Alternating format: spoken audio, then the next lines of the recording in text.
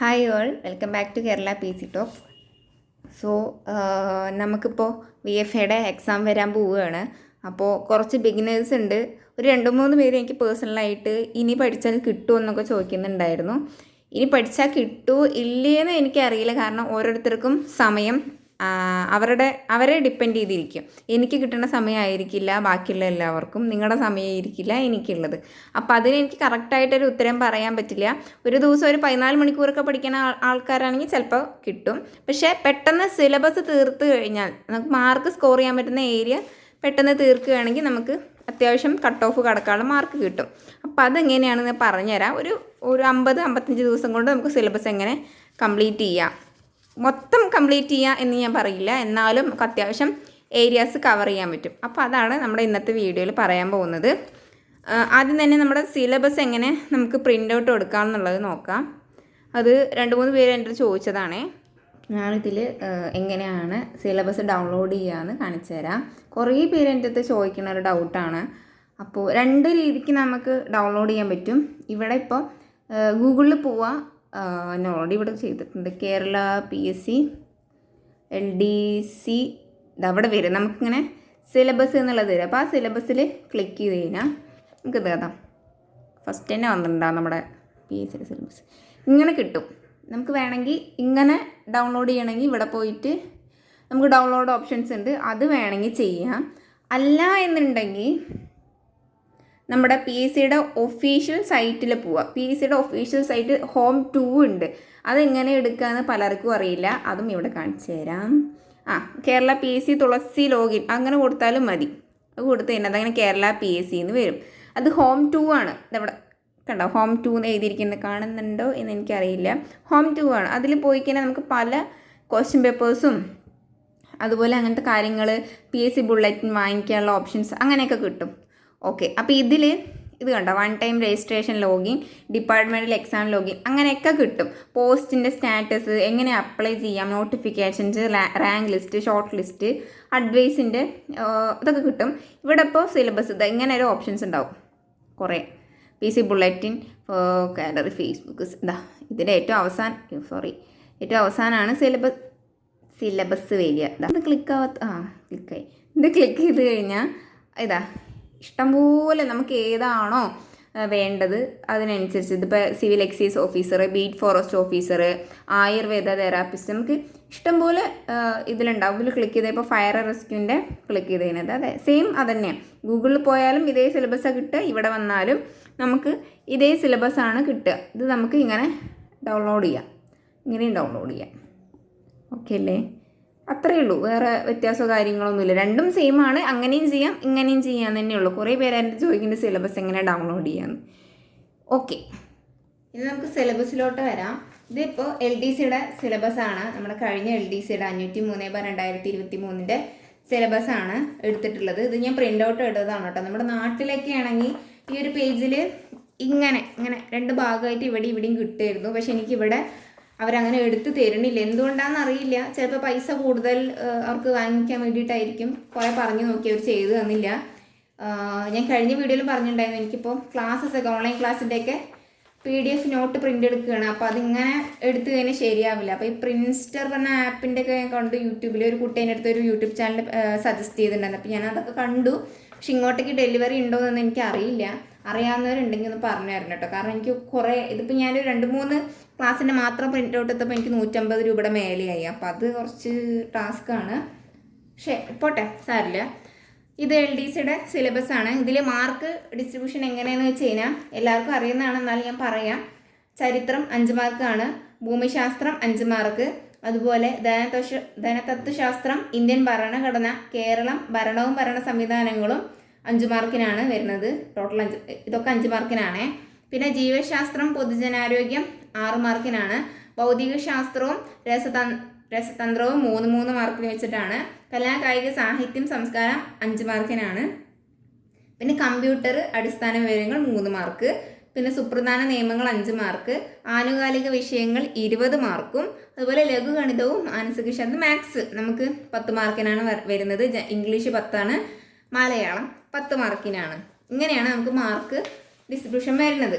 ഇതിൽ തന്നെ നമുക്ക് എടുത്തു കഴിഞ്ഞാൽ മനസ്സിലാവും. ചരിത്രം എന്ന് പറയുന്നത് നമുക്ക് ഒരുപാട് പഠിക്കാനുണ്ട്. ഇന്ത്യൻ ചരിത്രം, അതുപോലെ കേരള ചരിത്രം, വേൾഡിൻ്റെ ചരിത്രങ്ങളൊക്കെ നമുക്ക് പഠിക്കാനുണ്ട്. അപ്പം ഇത് മൂന്നും പഠിച്ചാലാണ് നമുക്ക് ഈ 5 മാർക്ക് കിട്ടുള്ളൂ അല്ലേ. അപ്പോൾ അതുപോലെ ഭൂമിശാസ്ത്രം ഇതുപോലെ നമുക്ക് ഒരുപാട് പഠിക്കാനുണ്ട് അല്ലേ. അപ്പോൾ ഇതിൽ നമുക്ക് ഏറ്റവും എളുപ്പം പഠിക്കാമെന്ന് പറയുന്നത് നമ്മുടെ ഇന്ത്യൻ ഭരണഘടനയും അതുപോലെ എക്കണോമിക്സും ആയിരിക്കും. ഞാൻ കാണിച്ചു തരാം. ഓക്കെ, ഇന്ത്യൻ ഭരണഘടന ഇപ്പോൾ ധനതത്വ ശാസ്ത്രം 5 മാർക്കിനാണ് വരുന്നത്. ഇന്ത്യൻ ഭരണഘടന 5 മാർക്കിനാണ്. ഇതിൽ നമുക്ക് ധനതത്വ ശാസ്ത്രത്തിൽ സാമ്പത്തിക രംഗം, പഞ്ചവത്സര പദ്ധതികൾ, പ്ലാനിംഗ് കമ്മീഷൻ, നീതി ആയോഗ്, നവസാമ്പത്തിക പരിഷ്കാരങ്ങൾ, ധനകാര്യ സ്ഥാപനങ്ങൾ, അതുപോലെ കാർഷിക വിളകൾ, ധാതുക്കൾ, ഹരിത വിപ്ലവം. നമുക്ക് എക്സാം പേപ്പർ എടുത്ത് നോക്കിക്കഴിഞ്ഞ് കഴിഞ്ഞാൽ ഹരിത വിപ്ലവവും അതുപോലെ പഞ്ചവത്സര പദ്ധതികൾ, പ്ലാനിംഗ് കമ്മീഷൻ, നീതി ആയോഗും, ധനകാര്യ സ്ഥാപനങ്ങൾ, കാർഷിക ഇതിലൊക്കെ ഓരോ ക്വസ്റ്റ്യനെങ്കിലും നമുക്ക് എക്സാമിന് ചോദിച്ചിട്ടുണ്ട്. ഇത് പഠിക്കാനും എളുപ്പമാണ്. പഞ്ചവത്സര പദ്ധതികളൊക്കെ ഒരുപാട് കാലമായിട്ട് PhD പഠിക്കുന്നവർക്കൊക്കെ അത് കാണാപ്പാടായിരിക്കും. ഓക്കെ, പിന്നെ അതുപോലെ നീതി ആയോഗ് കുറേ ക്വസ്റ്റ്യൻസ് ഇത് തന്നെ വന്നിട്ടുണ്ട്. ഞാൻ ഇവിടെ പെൻസിലായിട്ട് എഴുതി വെച്ചാൽ നിങ്ങൾ നോക്കട്ടെ കേട്ടോ. ഞാനത് ചില ടോപ്പിക്കുകൾ കംപ്ലീറ്റ് ആയിട്ട് ഞാൻ ഇവിടെ കംപ്ലീറ്റ് എന്ന് എഴുതി വെക്കും, അതാണേ. പിന്നെ അതിൽ ഇന്ത്യൻ ഭരണഘടന നമുക്ക് ഇത്രയും കുഞ്ഞു കാര്യങ്ങൾ പഠിച്ചു കഴിഞ്ഞാൽ 5 മാർക്ക് കിട്ടും. പക്ഷെ നമുക്ക് ഇന്ത്യയുടെ എന്നല്ല ചരിത്രം പഠിക്കുകയാണെങ്കിൽ നമുക്ക് ഒരുപാട് ഇത്രയും ടോപ്പിക്കുകൾ നമുക്ക് എന്ത് ചെയ്യാണ്ട് പഠിക്കാൻ വരുന്നുണ്ട്. അതുപോലെ ഇന്ത്യൻ ഭരണഘടന 5 മാർക്കിനാണ്. അതിൽ തന്നെ ഭരണഘടനാ നിർമ്മാണ സമിതി, ആമുഖം, പൗരത്വം, മൗലികാവകാശങ്ങൾ, നിർദ്ദേശക തത്വങ്ങൾ, മൗലിക കടമകൾ, ഗവൺമെൻറ്റിൻ്റെ ഘടകങ്ങൾ, പ്രധാനപ്പെട്ട ഭരണഘടനാ ഭേദഗതികൾ. അതിൽ എസ്പെഷ്യലി എല്ലാ ഭേദഗതികളും പറയുന്നില്ല. പറയുന്നത് 42, 44, 52, 73, 74, 86, 91 ഈ പദ്ധതികൾ പദ്ധതികളുള്ള ഭേദഗതികൾ എന്തായാലും നമ്മൾ പഠിച്ചിട്ട് പോകണം. പിന്നെ പഞ്ചായത്തി രാജ്, ഭരണഘടനാ സ്ഥാപനങ്ങളും അവയുടെ ചുമതലകൾ, പിന്നെ ലിസ്റ്റുകളാണ്. അത് മസ്റ്റായിട്ടും പഠിച്ചു പോകേണ്ടതാണ്. കുറേ പോലീസ്, അതിൽ വ്യവസായം, അങ്ങനത്തെ കുറേ കാര്യങ്ങളൊക്കെ ഏതിലാണ് പെടുക എന്ന് ചോദിക്കും. ഏത് ലിസ്റ്റിലാണ് പെടുക, കുറേ കാര്യങ്ങൾ തന്നിട്ട് ഇത് ഏത് ലിസ്റ്റിലാണ് പെടുക എന്ന് ചോദിക്കലുണ്ട് എക്സാംസിന്. അപ്പോൾ അതൊക്കെ മസ്റ്റായിട്ട് പഠിക്കുക.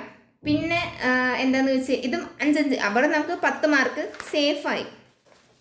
പിന്നെ ഇങ്ങോട്ടേക്ക് വരികയാണെങ്കിൽ ജീവശാസ്ത്രം, ബയോളജി പഠിക്കാനാണെങ്കിൽ നമുക്ക് 6 മാർക്കിനാണ് ജീവശാസ്ത്രവും പൊതുജനാരോഗ്യം വരുന്നത്. അതിൽ മനുഷ്യ ശരീരത്തെക്കുറിച്ചുള്ള പൊതു അറിവ് ഒരു ടോപ്പിക്ക്, ജീവകങ്ങളും ധാതുക്കളും അവയുടെ അപര്യാപ്തത രോഗങ്ങളും ഒഴിവാക്കാൻ പറ്റാത്തൊരു ടോപ്പിക്കാണ് അത് വരുന്നത്. പിന്നെ സാംക്രമിക രോഗങ്ങളും രോഗകാരികളും, കേരളത്തിലെ ആരോഗ്യക്ഷേമ പദ്ധതികൾ, ജീവിതശൈലി രോഗങ്ങൾ, അടിസ്ഥാന ആരോഗ്യ വിജ്ഞാനം, പരിസ്ഥിതി പ്രശ്നങ്ങളും. ഈ 7 ടോപ്പിക്ക് പഠിച്ചാൽ നമുക്ക് എന്ത് ചെയ്യാം, 6 മാർക്ക് സ്കോർ ചെയ്യാൻ പറ്റും. പഠിക്കാൻ എളുപ്പം എന്ന് ഞാൻ പറയുന്നില്ല, കാരണം കുറച്ച് ടഫ് തന്നെയാണ് പഠിക്കാൻ. പക്ഷേ ഈ ഒരു 7 ടോപ്പിക്ക് പഠിച്ചാൽ നമുക്ക് ഈ 6 മാർക്ക് കിട്ടും. അതിൽ ഒഴിവാക്കാൻ പറ്റാത്തതാണ് മനുഷ്യ ശരീരം, അതുപോലെ അപര്യാപ്തത രോഗങ്ങൾ, ജീവകങ്ങളും ധാതുക്കളും അവയുടെ അപര്യാപ്തത രോഗങ്ങളും, പിന്നെ രോഗകാരികളും, സത്യം പറഞ്ഞാൽ ഒന്നും ഒഴിവാക്കാൻ പറ്റില്ല. ജീവിതശൈലി രോഗങ്ങൾ എന്തായാലും പഠിക്കണം, അതിന് 1 മാർക്ക് കിട്ടും. പഠിക്കുമ്പോൾ നമുക്ക് ഏറ്റവും കൂടുതൽ അതിന് PYQ ചെയ്ത് നോക്കണം. അപ്പോഴാണ് നമുക്ക് പ്രീവിയസ് ക്വസ്റ്റ്യൻ പേപ്പറിൽ നിന്ന് ഈ ഒരു ടോപ്പിക്കിൽ നിന്ന്, അതായത് ജീവശാസ്ത്രത്തിൽ നിന്ന് ഏതൊക്കെ ലെവലിൽ ചോദ്യം ചോദിച്ചിട്ടുണ്ട്, ഏതാണ് കൂടുതൽ ചോദിച്ചിരിക്കണതെന്നൊക്കെ നമുക്ക് ഈ PYQ നോക്കിക്കഴിഞ്ഞാൽ നമുക്ക് മനസ്സിലാക്കാൻ പറ്റും. അതുപോലെ ഭൗതികശാസ്ത്രം 3 മാർക്കാണ്. അതിൽ അത്യാവശ്യം പഠിക്കാനുണ്ട്. താപം, പ്രവൃത്തി, ബലം, ശബ്ദം അങ്ങനെയൊക്കെ പഠിക്കാനുണ്ട്. രസതന്ത്രം 3 മാർക്കിനാണുള്ളത്. അത് കുറച്ച് ടോപ്പിക്കേ ഉള്ളൂ. ആറ്റം, മൂലകങ്ങൾ, ലോഹങ്ങൾ അതുള്ളൂ. പക്ഷെ അത് പഠിക്കാൻ കുറച്ച് ബുദ്ധിമുട്ടാണെങ്കിലും 3 മാർക്ക് ഈ ഒരു 3 ടോപ്പിക്ക് പഠിച്ചു കഴിഞ്ഞാൽ 3 മാർക്ക് കിട്ടും. കൂടുതൽ ഉള്ളിലോട്ട് പഠിക്കാനുള്ളതാണ് രസതന്ത്രം എന്ന് പറയുന്നത്. അപ്പോൾ അത് നമുക്ക് ഞാൻ പറയുകയാണെങ്കിൽ ഒരു ദിവസം 2 മണിക്കൂർ പഠിച്ചാലൊന്നും നമുക്ക് ഈ സിലബസ് എളുപ്പം പെട്ടെന്ന് തീർക്കാൻ പറ്റില്ല. അത്യാവശ്യം ഒരു ദിവസത്തിൻ്റെ 3/4 ഭാഗവും ഈ ഒരു പഠനത്തിന് വേണ്ടി ഇരിക്കുന്നവരാണെങ്കിൽ ഉറപ്പായിട്ടും ഈ ഒരു ടോപ്പിക്കുകൾ, ഞാനിപ്പോൾ ഈ പറഞ്ഞ ടോപ്പിക്കുകൾ നിങ്ങൾക്ക് ഷുവറായിട്ടും പഠിക്കാൻ പറ്റും. അത് ഓരോരുത്തരുടെ സമയം അവരവരെ ഡിപ്പെൻഡ് ചെയ്തിരിക്കും. ഞാൻ നേരത്തെ പറഞ്ഞു, എനിക്ക് കിട്ടുന്ന സമയമായിരിക്കില്ല നിങ്ങൾക്കുള്ളത്. എനിക്കിപ്പോൾ ഞാൻ പറയുകയാണെങ്കിൽ രാവിലെ 10 മണിക്ക് ശേഷം രാത്രി 8 മണി വരെ ഞാൻ ഫ്രീ ആണെന്ന് പറയില്ല, വീട്ടിലെ ജോലികളുണ്ട്. പക്ഷെ രാവിലെ എല്ലാ കാര്യങ്ങളും കഴിഞ്ഞ് കഴിഞ്ഞാൽ ഓൾമോസ്റ്റ് 10-11 മണിക്ക് എനിക്ക് പഠിക്കാനിരിക്കാൻ പറ്റും. പിന്നെ വരുന്നത് കലാകായിക സംസ്കാരമാണ്. അത് 5 മാർക്കിനാണ്. പക്ഷെ അതിൽ ഒരുപാട് എനിക്ക് ഏറ്റവും ടഫുള്ളൊരു ടോപ്പിക്കാണ് ഈ ഒരു ടോപ്പിക്ക്. അതുകൊണ്ട് ഞാൻ അത്ര എഫേർട്ട് ഇതിന് കൊടുക്കാറില്ല. പക്ഷെ ഞാൻ അപ്പം പഠിച്ചു പോകും. ഇതിലും കറണ്ട് അഫെയർ അത്യാവശ്യം വരുന്നുണ്ട്. പ്രധാന ട്രോഫികൾ, പ്രധാന കായിക ഇനങ്ങൾ, പക്ഷേ റീസെൻ്റ് ആയിട്ട് നടന്ന വള്ളംകളി അങ്ങനെയൊക്കെ ഇതിൽ ചോദിക്കാറുണ്ട്. അപ്പോൾ അതെനിക്ക് കുറച്ച് എളുപ്പമായിട്ട് തോന്നിയിട്ടുണ്ട്.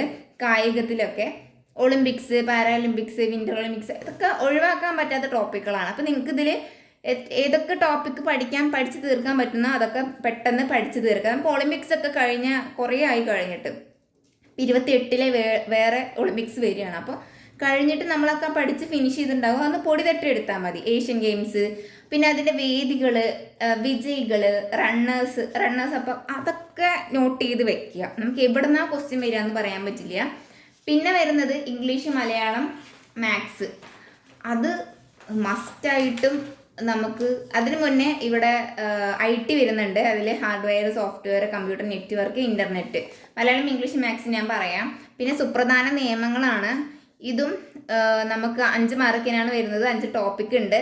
അതിൽ ഏറ്റവും കൂടുതൽ ചോദിച്ചിട്ടുള്ളത് എനിക്ക് തോന്നുന്നു ഇൻഫോർമേഷൻ ആക്ട്, പിന്നെ അതുപോലെ പോക്സോ ഉണ്ടല്ലോ, പോക്സോ അതും ചോദിച്ചിട്ടുണ്ട്. പോക്സോ 2012 അതും ഇപ്പോൾ അത്യാവശ്യം ക്വസ്റ്റ്യൻ പേപ്പറിൽ കണ്ടുവരുന്ന ഒരു ടോപ്പിക് തന്നെയാണ്. പോക്സോ എന്ന് പറയുന്നത് 1 മാർക്കിന് ചോദിക്കലുണ്ട്. ഓക്കെ അല്ലേ? അപ്പോൾ സുപ്രധാന നിയമങ്ങൾ 5 മാർക്കിന്. പിന്നെ നമുക്കിതിൽ LDCക്ക് 20 മാർക്കാണ്. കറണ്ട് അഫേഴ്സിന് ആനുകാലിക വിഷയങ്ങൾ 20 മാർക്കിനാണ് വരുന്നത്. 20 മാർക്കിനാണ് ആനുകാലിക വിഷയങ്ങൾ വരുന്നത്. അപ്പോൾ നമുക്ക് ആനുകാലിക വിഷയങ്ങൾ പറയുമ്പോൾ നമ്മൾ 2023 തൊട്ടിട്ടെങ്കിലും പഠിക്കണം എന്നാണ് ഞാൻ പറയുക. അതുപോലെ എക്സാമിൻ്റെ 1 മാസം മുന്നത്തെ വരെയുള്ള 1-1.5 മാസം മുന്നേ വരെയുള്ള കറണ്ട് അഫേഴ്സ് നിങ്ങൾ എന്ത് ചെയ്യുക, പഠിച്ചു പോവുക. കാരണം നമുക്ക് ചോദിച്ച എക്സ്പീരിയൻസ് നമുക്കുണ്ട്. മുന്നത്തെ ക്വസ്റ്റ്യൻ പേപ്പറിലൊക്കെ കണ്ടു കഴിഞ്ഞാൽ നമുക്ക് മനസ്സിലാവും. 1.5 മാസം മുന്നത്തെ ക്വസ്റ്റ്യൻസ് വരെ ചോദിച്ചിട്ടുണ്ട് PSCയുടെ കാര്യമായതുകൊണ്ട് നമുക്ക് ഉറപ്പില്ല എങ്ങനെയൊക്കെയാണ് ചോദിക്കുക എന്നുള്ളത്. കറണ്ട് അഫേഴ്സ് ഓക്കെ ആയില്ലേ? ഇനി മാത്സ്, ഇംഗ്ലീഷ്, മലയാളം. ഡെയിലി ഇതിന് സമയം കണ്ടെത്തി പഠിക്കുന്നവർക്കാണെങ്കിൽ ഇതൊരു ബലികറമലയാവില്ല. പക്ഷെ ഒന്നും പഠിക്കാതെ പെട്ടെന്ന് ഇപ്പോൾ തുടങ്ങുകയാണെങ്കിൽ അത് നല്ലോണം ടഫ് തന്നെ ആയിരിക്കും. മാത്സിൽ ഒന്നും നമുക്ക് ഒഴിവാക്കാൻ പറ്റില്ല. കാരണം അത്രയും മാർക്ക് നമുക്ക് ഓരോ ടോപ്പിക്കിൽ നിന്ന് നമുക്ക് ചോദ്യങ്ങൾ വരും. ഡെയിലി ഒരു 1.5 മണിക്കൂർ മാത്സിന് മാറ്റി വയ്ക്കുക. അതുപോലെ 1 മണിക്കൂർ മലയാളം, 1 മണിക്കൂർ ഇംഗ്ലീഷ്. ഈ ഒരു 3.5 മണിക്കൂറെങ്കിലും നിങ്ങൾ ഡെയിലി ഇതിന് വേണ്ടി മാറ്റിയിരിക്കണം. പിന്നെ കറണ്ട് അഫേഴ്സ് അത് ഡെയിലി പഠിച്ചിട്ട് പോയി കഴിഞ്ഞാൽ കുഴപ്പമുണ്ടാവില്ല. പക്ഷേ എക്സാം ടൈമിൽ കണ്ടമാനം എങ്ങനെ ഇരുന്ന് പഠിക്കുകയാണെങ്കിൽ നമുക്ക് അത്യാവശ്യം അത് കുന്നുപോലെ കിടക്കുന്നുണ്ടാവും, പഠിക്കാനും തോന്നില്ല. എല്ലാ ദിവസവും കണ്ടിന്യൂസ് ആയിട്ട് കറക്റ്റായിട്ട് പഠിച്ചു പോവുകയാണെങ്കിൽ ഇതിനൊരു കുഴപ്പവും പറ്റില്ല. ഞാനിപ്പോൾ എങ്ങനെയാണ് ചെയ്തുകൊണ്ടിരിക്കുന്നത്, ഓരോ ദിവസം ഇപ്പം സിനോണിംസ്, അനോണിംസ് ഒക്കെ 5 അങ്ങനെ പഠിച്ച് പോവലുണ്ട്. മലയാളം എനിക്ക് അത്യാവശ്യം കുഴപ്പമില്ലാത്തതുകൊണ്ട് അതിനൊരു 3/4 മണിക്കൂർ അതിന് വേണ്ടി ഡെയിലി മാറ്റി വയ്ക്കാറുണ്ട്. മാത്സ് ഞാൻ എല്ലാ ദിവസവും ചെയ്ത് പഠിക്കാറാണ് പതിവ്. അപ്പോൾ അങ്ങനെ പോകുന്നുണ്ട്. കറണ്ട് അഫേഴ്സ് ഞാൻ ന്യൂസ് കാണും. അതുപോലെ ഡെയിലി കറണ്ട് അഫേഴ്സ് ചിലപ്പോൾ എഴുതിയെടുക്കും, ചിലപ്പോൾ പ്രിൻ്റ് എടുക്കും. അങ്ങനെയാണ് ചെയ്യാറുള്ളത്. ഇതിലിപ്പോൾ ഞാൻ പറയുകയാണെങ്കിൽ നിങ്ങൾക്ക് ഭരണഘടന, economics, Malayalam, English, maths, current affairs, പിന്നെ കായികം കുഴപ്പമുണ്ടാവില്ല. കലയും സാഹിത്യമൊക്കെ നിങ്ങൾക്ക് കുറച്ച് ബുദ്ധിമുട്ട് ചിലവർക്ക് ഉണ്ടാവും. എന്നെ അപേക്ഷിച്ചിട്ട് ഞാൻ പറയാം, അങ്ങനെ ബുദ്ധിമുട്ടുണ്ടാവും. അപ്പോൾ ഇതിൽ പഠിക്കേണ്ടത് ഏറ്റവും കൂടുതൽ മാർക്ക് കിട്ടുന്ന ഏരിയാസ് നിങ്ങൾ ആദ്യം ഫോക്കസ് ചെയ്യുക. ഈ 5 മാർക്കിൻ്റെ ചരിത്രമൊക്കെ ആദ്യം പഠിക്കുകയാണെങ്കിൽ നിങ്ങൾക്ക് എന്ത് ചെയ്യാൻ പറ്റില്ല, ചരിത്രത്തിൽ തന്നെ 2 മാസം പഠിക്കാൻ വേണ്ടി നിങ്ങൾക്ക് കളയേണ്ടി വരും. അപ്പോൾ അത് ബാക്കിലോട്ട് മാറ്റി വെച്ചതിന് ശേഷം ആദ്യം തന്നെ നമുക്ക് കറണ്ട് അഫേഴ്സ് അത്യാവശ്യം പഠിക്കാം. മാത്സ്, മലയാളം, ഇംഗ്ലീഷ്, എക്കണോമിക്സ്, പിന്നെ ബയോളജി, അതുപോലെ ഭരണഘടനയൊക്കെ എല്ലാ ടോപ്പിക്കിൽ നിന്നും ക്വസ്റ്റ്യൻസ് വരുന്നതാണ്. അപ്പോൾ അതൊക്കെ ഒഴിവാക്കാൻ പറ്റാത്തതാണ്. നിങ്ങൾ എന്തായാലും PYക്ക് വർക്കൗട്ട് ചെയ്യുക. ഇനി മുതലെങ്കിലും, ഇതുവരെ ചെയ്യാത്തവരാണെങ്കിൽ ഇനി മുതലെങ്കിലും നിങ്ങൾ എന്ത് ചെയ്യണം, PYക്ക് വർക്കൗട്ട് ചെയ്ത് അതിനുശേഷം നിങ്ങൾ എന്ത് ചെയ്യുക, ഇങ്ങനെ ഒരു OMR ഷീറ്റ് കിട്ടും. അപ്പോൾ അതിന് ഫ്ലിപ്കാർട്ടിലോ അല്ലെങ്കിൽ ഷോപ്പിൽ പോയി 50 രൂപയ്ക്കൊക്കെ കിട്ടും. ഇങ്ങനെ ഒരു OMR ഷീറ്റ് വാങ്ങിച്ച് ഏത് എക്സാമാണോ എഴുതുന്നത് അതിൻ്റെ കോഡ് മേലെ എഴുതി അല്ലെങ്കിൽ ബാക്കിലോ എഴുതി കറക്റ്റായിട്ട് ഓരോ ക്വസ്റ്റ്യൻ അറ്റൻഡ് ചെയ്യുക. അറിയില്ലെങ്കിലും അറ്റൻഡ് ചെയ്യാൻ ശ്രമിക്കുക, അറിയാത്തത് വിടുക, മാത്സ് ചെയ്ത് പഠിക്കുക. അപ്പോൾ എന്ത് ചെയ്യും, ഈ ഒരു 2 മാസം നിങ്ങൾ ക്വസ്റ്റ്യൻസ് അറ്റൻഡ് ചെയ്യണ സമയത്ത് ഓരോ ക്വസ്റ്റ്യൻസ് പരിചയപ്പെടണം. 1000 കണക്കിന് ക്വസ്റ്റ്യൻസ് നമ്മൾ എന്ത് ചെയ്യും, പരിചയപ്പെടും ഈ ഒരു 2 മാസത്തിനുള്ളിൽ. അപ്പോൾ വരാൻ പോകുന്ന എക്സാംസിന് വേണ്ടിയിട്ട് നിങ്ങൾക്ക് ഒന്നും കൂടെ മാർക്ക് സ്കോർ ചെയ്യാൻ പറ്റും. അത്യാവശ്യം ഇനി പഠിക്കുക. ഓരോ ദിവസം 1 മണിക്കൂർ പഠിച്ചാൽ പോരാ, ദിവസം 10 മണിക്കൂറിന് മേലെ പഠിക്കാൻ പറ്റുന്നവരാണ് അത്രയും നല്ലത്. സിലബസ് തീരാത്തവർക്ക് പ്രത്യേകം ഞാൻ പറയുകയാണ്, ഒരു ദിവസം ഇത്ര മണിക്കൂർ പഠനത്തിന് വേണ്ടി മാറ്റിവെച്ചാൽ മാത്രമേ നമുക്കൊരു ഹൈ സ്കോറിലോട്ട് എത്താൻ പറ്റുള്ളൂ. പിന്നെ കൃത്യമായിട്ടൊരു സ്റ്റഡി പ്ലാൻ നിങ്ങൾ ഉണ്ടാക്കുക. ഡെയിലി എന്താണോ പഠിക്കുന്നത് അത് നിങ്ങൾ ഇതേപോലെ ഒരു ബുക്സിലോ നോട്ടിലോ എവിടെയെങ്കിലുമൊക്കെ എഴുതി വെച്ചിട്ട് ഇന്ന ദിവസം ഡേറ്റ് എഴുതി ഓരോ ടോപ്പിക്ക് ഇന്ന് തീർക്കാനുള്ള ടോപ്പിക്ക് അല്ലെങ്കിൽ ഇന്ന് പഠിക്കാനുള്ള ടോപ്പിക്ക്, അതുപോലെ റിവിഷൻ ചെയ്യണം. എല്ലാ ദിവസവും ചെയ്യാൻ പറ്റുകയാണെങ്കിൽ ചെയ്യുക, ഇല്ലെങ്കിൽ 3 ദിവസം കൂടുമ്പോൾ 2 ദിവസം കൂടുമ്പോൾ നിങ്ങൾ റിവിഷൻ ചെയ്യുക. എല്ലാം പഠിച്ച് കഴിഞ്ഞ് റിവിഷൻ ചെയ്തിട്ടില്ലെങ്കിൽ നിങ്ങൾക്ക് എന്ത് ചെയ്യാൻ പറ്റില്ല, മാർക്ക് നമുക്ക് സ്കോർ ചെയ്യാൻ പറ്റില്ല. പിന്നെ കറണ്ട് അഫേഴ്സ് ഞാൻ എങ്ങനെയാണെന്ന് ചിലർ പഠിക്കാൻ ചോദിച്ചിട്ടുണ്ടായിരുന്നു. നമ്മൾ ഈ തൊഴിൽ വാർത്ത, തൊഴിൽ വീതി, അത് PSC ബുള്ളറ്റിൻ, ഞാൻ PSC ബുള്ളറ്റിൻ യൂസ് ചെയ്യുന്ന ഒരാളാണ്. അതിൽ കറണ്ട് അഫേഴ്സ് പഠിക്കാറുണ്ട്. പിന്നെ നാട്ടിലത്തെ വീട്ടിൽ ഈ ഒരു PSC ബുള്ളറ്റിൻ ഇല്ല, തൊഴിൽ വീതി വരുത്തുന്നുണ്ട്. അപ്പോൾ അതിലെ ഈ ഒരു നടു പേജിലെ കറണ്ട് അഫേഴ്സ് ഉണ്ടാവുമല്ലോ, അത് ഞാൻ എടുക്കാറുണ്ട്. എല്ലാ തൊഴിൽ വാർത്തയിലെയും കറണ്ട് അഫേഴ്സ് ഞാൻ എടുക്കാറുണ്ട്. എന്നിട്ട് അതിരുന്ന് വായിക്കും. ഡെയിലി ഒരു പേജ് ഞാൻ വായിക്കാറുണ്ട്. ഒരു പേജ് അല്ലെങ്കിൽ എത്രയാണോ പറ്റുന്നത്, ഇപ്പം ഈ ഇത് തൊട്ട് ഇതുവരെയാണ് എനിക്ക് പറ്റുന്നത് വെച്ചാൽ അത്ര വരെ പഠിക്കും. ബാക്കി ഞാൻ പിന്നീട് മാറ്റി വയ്ക്കും, എന്നിട്ട് വീണ്ടും പഠിക്കും. ഇത് ഞാൻ ചെയ്യാറുണ്ട്. പിന്നെ തൊഴിൽ വീതി, തൊഴിൽ വാർത്തയത്തെ ക്വസ്റ്റ്യൻ പേപ്പറൊക്കെ അറ്റൻഡ് ചെയ്യാൻ മാക്സിമം ശ്രമിക്കുക. എങ്ങനെ നിങ്ങൾക്ക് എഫേർട്ട് എത്രത്തോളം ഇടാൻ പറ്റുന്നോ അത്രത്തോളം നിങ്ങൾ എഫേർട്ട് ഇട്ടിട്ട് മാക്സിമം ഈ ദിവസങ്ങൾ, എത്ര ദിവസമാണോ നിങ്ങൾക്ക് ഉള്ളത്, ഓരോരുത്തർക്കും ഓരോ ദിവസമായിരിക്കും എക്സാം ഉണ്ടാവുക, എല്ലാവർക്കും ഒരു ദിവസം ആയിരിക്കില്ല, ഘട്ടം ഘട്ടമായിട്ടായിരിക്കും എക്സാം നടത്തുക. അപ്പോൾ എനിക്ക് എന്നാണോ എക്സാം അതുവരെ നിങ്ങൾ എന്ത് ചെയ്യുക, എല്ലാ ദിവസം കൃത്യമായിട്ടൊരു സ്റ്റഡി പ്ലാനോട് കൂടി നമ്മുടെ എക്സാമിനെ മുൻകൂട്ടി കണ്ടിട്ട് പഠിക്കാൻ ശ്രമിക്കുക. എല്ലാവർക്കും കിട്ടട്ടെ എന്ന് ഞാൻ പ്രാർത്ഥിക്കുന്നു. അതുപോലെ LDC ആണ് വരാൻ പോകുന്നത്. എക്സാം നോട്ടിഫിക്കേഷൻ വന്നതിന് ശേഷം പഠിക്കാമെന്ന് പറഞ്ഞിട്ട് ഇരിക്കരുത്, ഇപ്പോഴേ പഠിച്ച് തുടങ്ങുക. ഒഴിവാക്കാൻ പറ്റുന്ന ഫങ്ഷൻസൊക്കെ ഒഴിവാക്കിയിട്ട് ഫോണൊക്കെ മാറ്റി വെച്ച് കൃത്യമായിട്ട് ഒരു എന്തെങ്കിലും കോച്ചിങ് ഉള്ളവരാണെങ്കിൽ ആ ഒരു ലെവലിൽ പഠനം പോകും. അല്ലാത്തൊരു സെൽഫ് സ്റ്റഡി ആണെങ്കിൽ സിലബസ് ഇതേപോലെ എടുത്തു വെച്ചിട്ട് വേണം നിങ്ങൾ പഠിക്കാൻ വേണ്ടിയിട്ട്. അപ്പോൾ എല്ലാവരും നന്നായി പഠിക്കുക. എന്തെങ്കിലും ഡൗട്ടോ കാര്യങ്ങളോ ഉണ്ടെങ്കിൽ കമൻറ്റ് ചെയ്താൽ മതി കേട്ടോ. എനിക്ക് സമയം കിട്ടുമ്പോൾ ഞാൻ ഇത് ചെയ്യാം. മടിയും കാര്യങ്ങളും പഠിക്കാനുള്ളതുകൊണ്ടാണ് വീഡിയോസൊന്നും ചെയ്യാത്ത. കുറേ പേര് അന്വേഷിച്ചിട്ടുണ്ടായിരുന്നു, ഒരുപാട് സന്തോഷം. അതുകൊണ്ട് ഇന്നത്തെ വീഡിയോ ഇത്രയേ ഉള്ളൂ. അടുത്ത വീഡിയോയിൽ കാണാം. Bye bye.